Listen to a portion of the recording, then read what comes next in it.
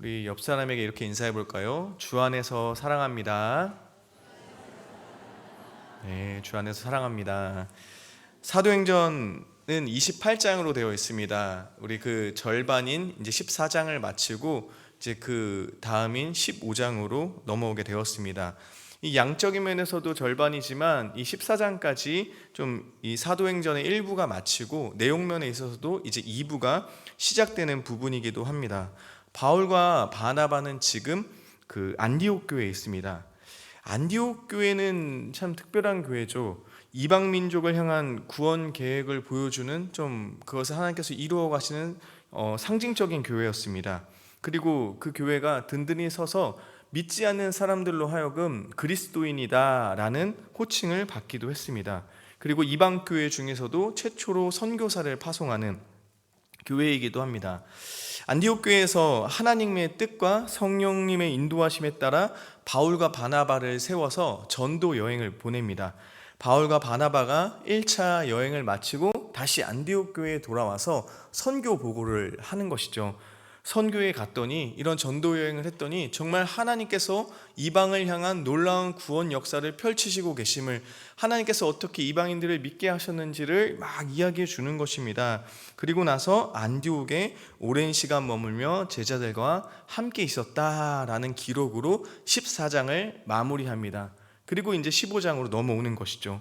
구원의 역사로 이제 생명력이 있고 정말 뜨겁지 않습니까? 막 구원의 역사가 일어나고 전도 여행을 갔더니 하나님의 크신 역사 가운데 교회가 세워지고 구원받는 자들이 늘어나는 놀라운 일들이 벌어지고 있으니까요. 그리고 안디옥 교회는 또 그런 역사 가운데 평안히 든든히 서가고 있었습니다. 그런데 이런 교회에 문제가 생깁니다. 15장 1절입니다. 어떤 사람들이 유대로부터 내려와서 형제들을 가르치되 너희가 모세의 법대로 할례를 받지 아니하면 능히 구원을 받지 못하리라 하니, 여기 나오는 어떤 사람들은요 그리스도인인데 유대교였던 그리스도인입니다. 이야기인즉슨 예루살렘 교회에도 보고가 들어왔습니다. 정말 그 이방 민족 가운데 교회가 든든히 서가고 있다고, 안디옥 교회 그 이방인들이 예수님을 믿고 하나님의 임재 가운데 성령의 역사가 나타나는 놀라운 일들이 일어나고 있다는 보고를 듣게 되는 것입니다. 예루살렘 교회는 유대인이었다가 예수님을 믿은 그리스도인들이 많았습니다. 유대인들이 어떤 사람입니까? 아니, 이방인들을 어떻게 생각했나요? 사실 이 유대인들은 이방인들을 개돼지 취급했습니다. 그러니까 사람 취급을 하지 않았습니다. 그러니까 식사도 같이 안 하고 인사도 하지 않고 그들의 마을 만나지 않기 위해 돌아가는 그런 경우가 그렇게 살았던 것이죠.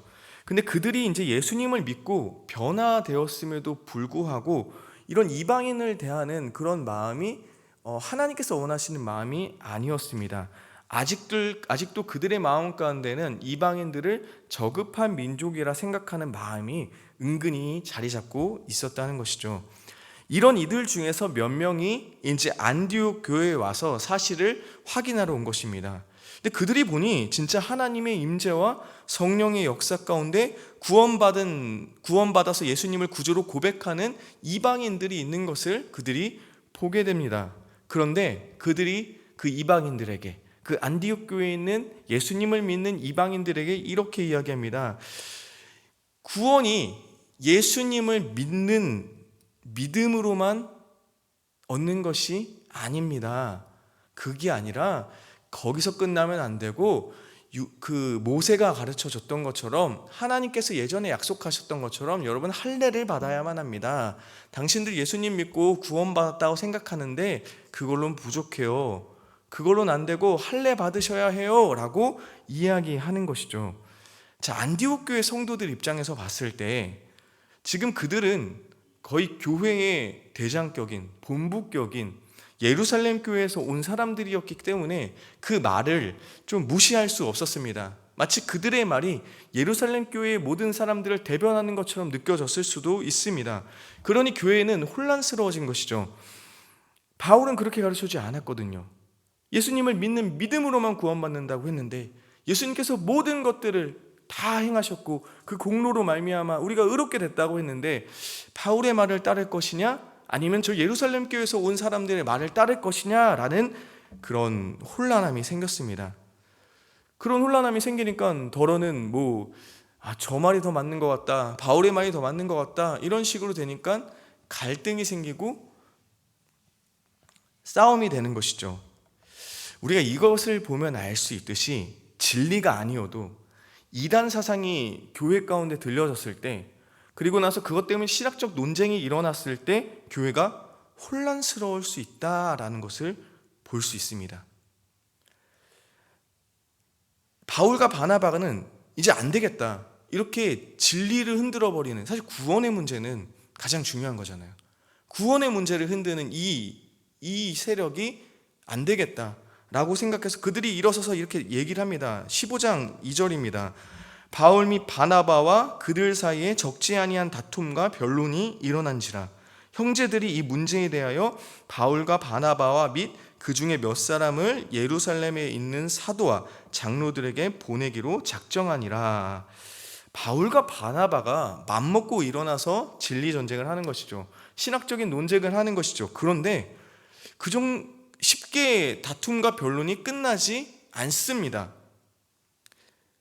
유대교 그리스도인들도 잘못된 구원관이거든요. 분명히 예수님이 가르쳐준 구원관이 아님에도 불구하고 그것이 맞다라고 믿었기 때문에 문제가 쉽게 해결되지 않습니다. 바울과 바나바의 그 가르침을 받아들이거나 수용하지를 않는 것이죠. 자신들이 잘못된지도 모르고, 잘못돼서 다른 사람들도 잘못된 길로 인도하는지도 모르고 그렇게 고집부리고 있는 것이죠. 그래서 이 문제를 어떻게 합니까? 자기네들끼리 얘기를 해도 제일 권위자인 바울과 바나바의 말도 안 듣는데 어떻게 하겠습니까? 결국 예루살렘 교회로 보내기로 합니다. 그곳에는 사도들과 장로들이 있거든요. 그곳에 있는 초대교회를 세운 정말 그 사도들, 정말 그 당시 때 최고의 권위자가 있는 것이거든요. 이제 그걸로 보내는 것이죠. 교회들도 사실 개교회들이 문제가 생길 때는 개교회의 제일 권위자인 담임 목사님의 말도 안 들을 때, 그런 논쟁이 생기고 그렇게 불화가 생길 때 어떻게 됩니까? 상회기관인 노회, 총회에서 그것들을 다루게 되는 것이죠. 그런 기관들이 이런 일들을 감당하는 곳입니다. 사울과 바나바 그리고 몇 사람을 예루살렘에 있는 그 사도와 장로들에게 보냅니다. 이 안디옥은요, 예루살렘에서 북쪽으로 480km 떨어져 있는 곳이었습니다. 그러니까 그 당시 때 480km를 가야 되니까 엄청난 거리죠. 그러나 진리를 지키기 위한 여정이었기 때문에 이들은 가야만 했습니다. 이 진리 문제는 그 당시 초대교회의 존폐 여부죠. 구원의 문제는요, 사실 그 당시 때뿐만 아니라 지금 우리에게도 영향을 줄 수 있는 큰 문제이기 때문에 그들은 예루살렘으로 나아갑니다. 지금 우리에게 유대적인 것과의 싸움이 실질적이진 않습니다. 우리에게 할례를 받으라고 강요하거나 할례를 해야 된다고 말하는 사람들은 없습니다. 그러나 그 문제는 그 당시 때 말한 것처럼 구원의 문제와 딱 결집되어 있는 상황이었고, 그리고 그 유대교가 만연한 세상 가운데서는 그 당시 아주 이슈가 되는 문제였습니다. 구원 얻는 믿음의 본질에 대한 핵심적인 이슈를 이 명쾌하게 만들어주는 역할을 그 예루살렘에서 있는 회의에서 이루어지는 것이죠. 예루살렘 회의가 역사적으로 참 의미가 있는 것이 뭐냐면 첫 번째 종교 회의입니다. 종교 회의가 일어났던 첫 번째는 예루살렘 회의가 바로 첫 번째라는 것이죠. 그렇기 때문에 예루살렘 회의는 구원의 문제를 다룬 것이요, 또 첫 번째 종교 회의였고 아주 큰 초대교회에 있었던 중대한 사안이었기 때문에 역사적으로도 교리적으로도 아주 중요한 가르침이 있습니다. 그래서 한번 그것들을 살펴볼 건데요. 예루살렘에 이르러 이제 바울과 사람들이 이방인들에게 행한 놀라운 구원 역사를 이야기해 줍니다. 그런데 생각처럼 문제가 쉽게 해결되지 않습니다. 우리 본문 15장 5절입니다. 바리새파 중에 어떤 믿는 사람들이 일어나 말하되 이방인에게 할례를 행하고 모세의 율법을 지키라 명하는 것이 마땅하다 하니라. 안디옥에서 벌어진 논쟁을 가지고 해결하러 예루살렘 교회로 왔더니 해결되는 것이 아니라 오히려 이 논쟁이 예루살렘 교회에서도 이어집니다. 그러니까 바리새파, 그 유대인으로서 율법을 엄격하게 지키는 사람입니다. 물론 이 사람도 이제 예수님을 믿는 믿음 안에서 그리스도인이 되었습니다. 그럼에도 불구하고 뭐라 말합니까? 할례를 받아야 한다 해서 끝나는 것이 아니라 할례도 받아야지만 모세의 율법도 지켜야 합니다. 그들에게 모세의 율법도 지키도록 가르쳐야 합니다 라고 얘기하는 것이죠. 예루살렘 교회에 오니까 더 강력한 이 논쟁을 펼치는 사람이 있었던 것이죠. 이 일로 인하여 이제 사도와 장로들이 모여서 의논합니다. 그 다음에 많은 변론이 있습니다. 여러분, 사도는 예수님과 함께한 자들입니다. 예수님께 직접 그 예수님의 도를, 하나님의 나라를, 그 복음에 대해서 직접 가르침을 받은 자들이었고, 근처에서 그 예수님이 하신 길, 십자가의 길을 보았던 자들인데, 그럼에도 불구하고 이 문제가 쉽지 않습니다. 그러니까 그들이 자신들의 주장을 꺾지 않는 것이죠. 할례 받아야 된다, 모세의 율법 지켜야 된다라는 것을 꺾지 않았다라는 것이죠. 많은 변론 후에 베드로가 일어납니다.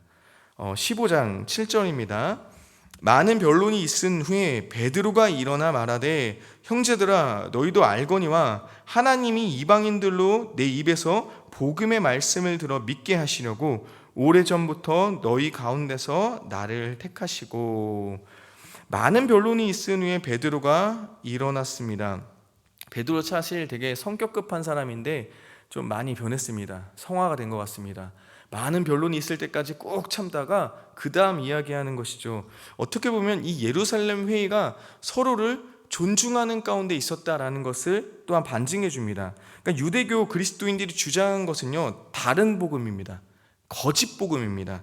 그럼에도 불구하고 베드로가 막 힘으로 눌렀다거나 강압적으로 그들을 제압하는 것이 아니라 그들의 이야기를 들어주고, 그리고 진리를 가지고 분명히 이야기하며, 사실 그들도 이 진리를 받아들이기를 바라며 복음의 내용을 온전히 듣기를 원했다라는 것을 볼 수 있다라는 것이죠.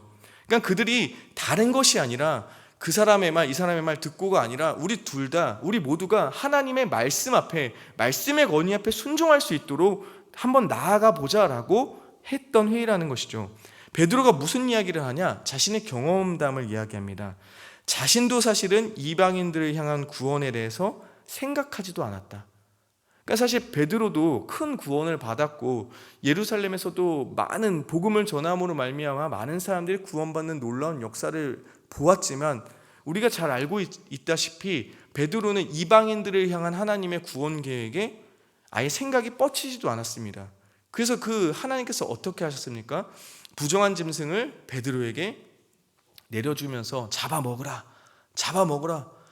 부정한 짐승 절대 못 먹습니다 라고 말하는 사람에게 계속해서 이야기했고, 그 환상과 함께 고넬료, 이방인, 경건한 이방인인 고넬료 그 가족이 구원받는 놀라운 역사를 경험하게 하심으로 말미암아 하나님께서 이방인을 향해, 온 땅을 향해 땅끝까지 이르러 이 복음이 증거되리라 라는 것을 베드로로 하여금 깨닫게 했습니다.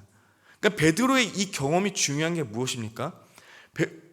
경험이 강조되는 것이 아니라 사실은 베드로가 하나님께서 보여주신 그 경험으로 말미암아, 허락하신 경험으로 말미암아 그제서야 하나님의 말씀을 제대로 깨달았다라는 것입니다. 베드로도 정말 열심히 있는 유대인이었죠. 그런 열심히 있는 사람이고 자국민에 대한 그런 것들이 엄청나게 강했던 사람이고, 이방인을 향한 그런 마음들이 베드로에게도 있었음을 우리는 분명 압니다. 갈라디아서 2장에도 기록했던 것처럼 바울이 나타나니까 이방인들과 식사하는 것에서 자리를 피하는 그런 베드로의 모습을 우리는 분명히 알고 있기 때문입니다. 근데 그런 베드로가 하나님의 말씀으로 인하여서 그 경험을 통해서 하나님의 말씀을 깨닫게 되고 하나님의 뜻을 분명히 알게 되는 것이죠. 베드로 입장에서 봤을 때는 자신의 예전 모습이 오버랩됐을 것입니다.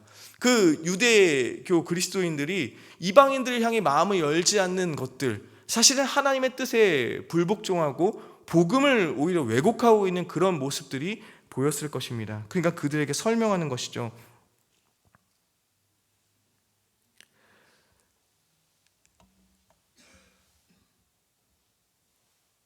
그러면서 베드로가 그 구원이 어떻게 이루어졌다는 거 말합니까? 예수 그리스도를 믿는 믿음으로 말미암아 이루어졌다라는 것을 이야기합니다. 사도행전 15장 9절부터 10절입니다. 믿음으로 그들의 마음을 깨끗이 하사 그들이나 우리나 차별하지 아니하셨느니라. 그런데 지금 너희가 어찌하여 하나님을 시험하여 우리 조상과 우리도 능히 매지 못하던 멍에를 제자들의 목에 두려느냐.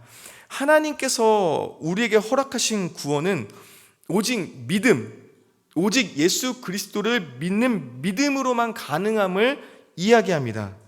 그러면 유대교 그리스도인들에게 이야기합니다. 우리 조상도 그랬고 우리도 그랬고 율법을 지킴으로 말미암아 우리가 구원을 얻었느냐? 우리 그걸로는 구원받지 못한 거 알지 않느냐? 우리도 율법을 지킴으로 구원받지 않았는데 어찌 이방인들에게는 율법을 지킴으로 말미암아 구원받을 수 있다고 말하느냐? 우리도 매지 못한 멍에를 왜 저들에게는 멍에를 매게 하려느냐라고 이야기하는 것이죠.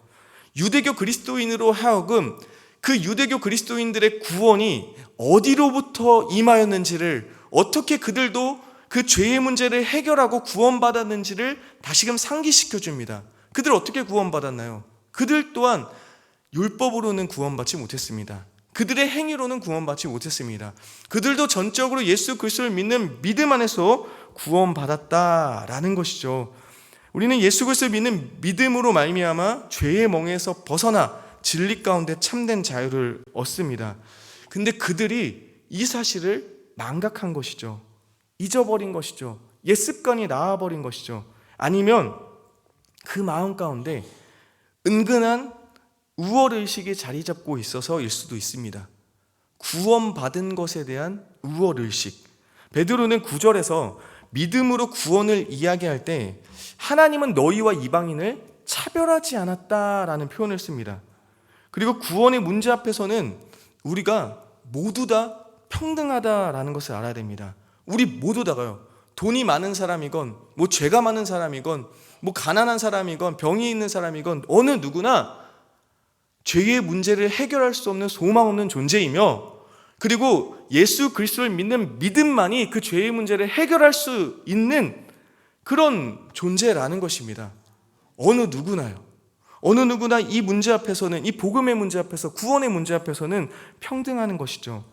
에베소서 2장 8절과 9절에서도 바울이 이렇게 말합니다. 너희는 그 은혜에 의하여 믿음으로 말미암아 구원을 받았으니 이것은 너희에게서 난 것이 아니요 하나님의 선물이라. 행위에서 난 것이 아니니 이는 누구든지 자랑하지 못하게 함이라. 구원이요 오직 은혜에 의하여 믿음으로 받은 것입니다. 그리고 이 믿음 또한 은혜라고 말하고 있죠. 이 믿음 뭐라고 합니까? 하나님의 선물이라고 이야기합니다.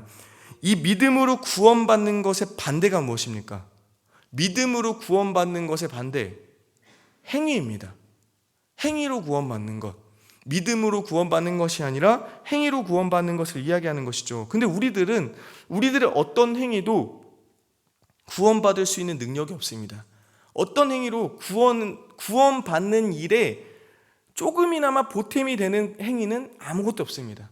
전적인 하나님의 공로요, 하나님의 예수 그리스도의 공로요, 하나님의 전적인 은혜인 줄로 믿습니다. 그러면서 이는 누구든지 자랑하지 못하게 함이라 말씀하십니다. 그러니까 은혜의 복음, 믿음으로만 구원받는 복음에다가 행위를 추구하는 자들의 마음에 뭐가 있었다는 것이요? 은근한 자랑이 있었다는 것이죠. 그 사람들은 할례 받지 않았거든요. 근데 난 할례를 받았거든요. 그리고 율법을 받은 이스라엘 백성이거든요. 아브라함 혈통의 그런 백성이거든요. 근데 그 이방인들과 같이 하는 게 싫은 거죠. 예수 그리스도를 믿는 믿음, 그래 우리 둘 다 있지. 하지만 난 달라. 근본이 다르다고. 이방인 너희들과 나는 다르다고. 나는 하나님의 율법을 받은 자요. 그리고 이 아브라함의 혈통인데 같이 하는 것 자체가 싫은 것이죠. 그러니까 이 복음 자체를 잘 모르는 것입니다. 이 구원을 모르니까 이 우월감과 자랑함이 나오고 있다라는 것입니다. 베드로는 이러한 유대교 그리스도인들의 잘못을 알려주며 다시금 은혜로 구원받았음을 선포합니다. 오늘 보면 15장 11절입니다. 그러나 우리는 그들이 우리와 동일하게 주 예수의 은혜로 구원받는 줄로 믿노라 하니라. 아멘. 유대인이나 이방인이나 동일하게 주 예수의 은혜로 구원받는 줄로 믿습니다. 어느 누구든지 어떤 집단이든지 어떤 민족이든지 우리와 동일하게 주 예수의 은혜로 구원받는 줄로 믿습니다. 기독교가 어떤 면에서는 이렇게 품어주고 관용해야겠지만 이 구원의 문제, 진리의 문제 앞에서는 관용할 수 없습니다. 사실은 이 베드로가 변론이 많을 때에 참고 기다렸지만 그것은 사람에 대한 예의와 존중이었지 이 진리 앞에서는 타협하지 않습니다. 이제 이 예루살렘 회의를 마치고 모든 교회에 편지를 보낼 때에 절대로 그 행위로 구원받는 그 할례를 받는 것에서 엄격하게 절대로 아니라고 믿음으로만 구원받는 것이며 은혜에 의한 것을 강하게 알려주는 것이죠. 그리고 바울은 이 복음 구원의 진리를 지키기 위해 많은 고난을 받았습니다. 갈라디아서 5장 11절 말씀입니다. 형제들아 내가 지금까지 할례를 전한다면 어찌하여 지금까지 박해를 받으리요? 그리하였으면 십자가의 걸림돌이 제거되었으리니. 바울도 마찬가지로 율법적으로 유대교적으로 아주 대단한 사람이었고 대단한 가문의 사람이었습니다. 하지만 부활하신 예수님 그리고 진짜 진리 십자가의 복음을 만나고 나서 모든 것이 변했습니다. 그래서 구원의 문제에 있어서 할례를 주장하는 사람들을 용납하지 않았습니다. 용납하지 않음으로 말미암아 바울에게 처한 상황은 뭐였습니까? 많은 핍박과 많은 고난이었습니다. 그럼에도 불구하고 핍박이 올지라도 바울은 타협하지 않았습니다. 아니 타협할 수 없었습니다. 왜 그렇습니까? 그것이 예수님께서 가르쳐 주신 복음이 아니라 다른 복음이기 때문입니다. 십자가 복음과는 전혀 맞지 않는 것이기 때문입니다. 그리고 오직 예수님을 믿는 믿음만이 진정한 구원과 자유와 생명을 있음을 확신했기 때문에 걸었던 걸음입니다. 그냥 육신을 살리는 내 육신을 살리는 정도의 문제가 아니라 우리 영혼이 달린 문제, 정말 영생에 관련된 문제, 구원의 문제였기 때문에 바울은 절대로 타협하지 않았다라는 것이죠. 오늘 예루살렘 회의 그리고 많은 변론들을 보면서 다시금 우리의 구원이 어디로부터 왔는지 생각하시기를 바랍니다. 혹여나 내가 행한 어떤 행위나 신앙의 업적들이 십자가의 은혜보다 크게 자리 잡고 있는 것은 아닌지, 그것들이 더 크게 자리 잡아서 사람들을 만날 때 예수님을 자랑하고 하나님의 은혜를 자랑하는 것이 아니라 내 업적들과 내 안에 있는 그런 우월의식이나 내 신앙의 어떤 것들을 자랑하고 있는 것은 아닌지 좀 생각해 보시기 바랍니다. 그러한 것들로 은근한 우월의식으로 자랑을 삼고 있다면 오늘 다시금 이 말씀 앞으로 나아가 그 하나님 안에 은혜 가운데로 나아가 모든 것들을 깨트리시고 또 하나님 앞에 회개하며 또 다시금 하나님의 은혜로 충만해지는 역사가 있기를 바랍니다. 이 믿음의 고백으로 다 같이 찬양하시겠습니다.